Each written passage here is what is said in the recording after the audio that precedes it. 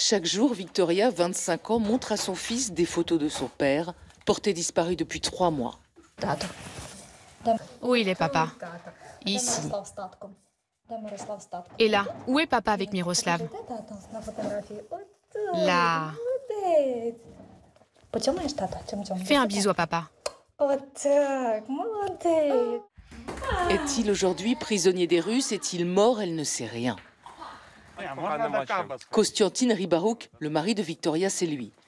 Nous l'avions rencontré sur la ligne de front l'année dernière. Chef d'une section de mortiers, il combattait dans la région de Liman.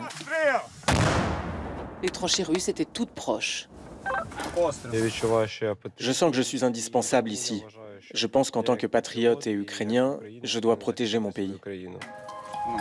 Le jeune homme de 28 ans qui s'est engagé au tout début de la guerre était cycliste professionnel. Il faisait même du vélo à quelques kilomètres de la zone de combat pour se vider la tête.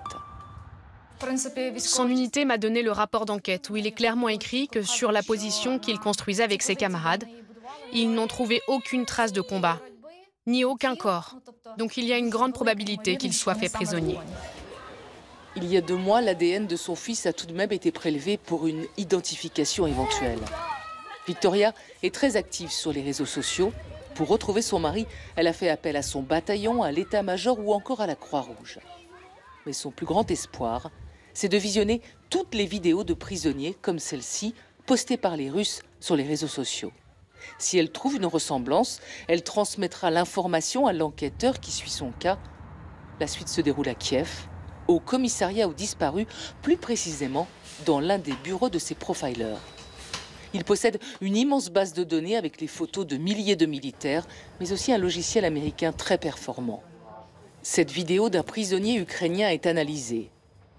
On fait une capture d'écran de son visage et on le transfère dans le module de recherche. Plusieurs profils qui pourraient correspondre apparaissent. Le premier est bien un militaire porté disparu. Si l'identification est confirmée, alors le militaire sera inscrit sur la liste des prisonniers à échanger. Mais l'ennemi rend aussi les corps des soldats disparus.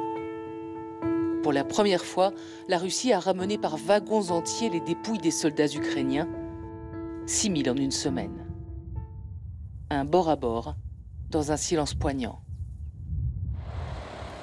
Depuis le début de l'invasion russe en 2022, les corps de 11 000 militaires ont été identifiés. On estime à 70 000 le nombre des disparus. Des recherches ADN se font à partir des restes humains rassemblés dans ces sacs.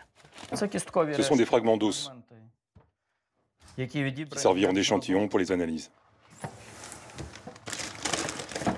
Mais il faut d'abord les préparer. Il faut trouver une correspondance avec la famille. Plus de 100 000 proches ont effectué des prélèvements ADN, mais la difficulté, c'est d'analyser des corps en mauvais état. On va chercher l'ADN sur ce qui reste, c'est-à-dire les os, et c'est plus compliqué. Au bout de la recherche des images graphiques comme celle-là, depuis 2023, tous les hommes qui partent au front doivent faire un prélèvement ADN. Identifier les corps des soldats disparus pour pouvoir les enterrer et les honorer, c'est une priorité du gouvernement ukrainien, mais aussi une nécessité pour les familles qui vivent dans l'incertitude de très longs mois.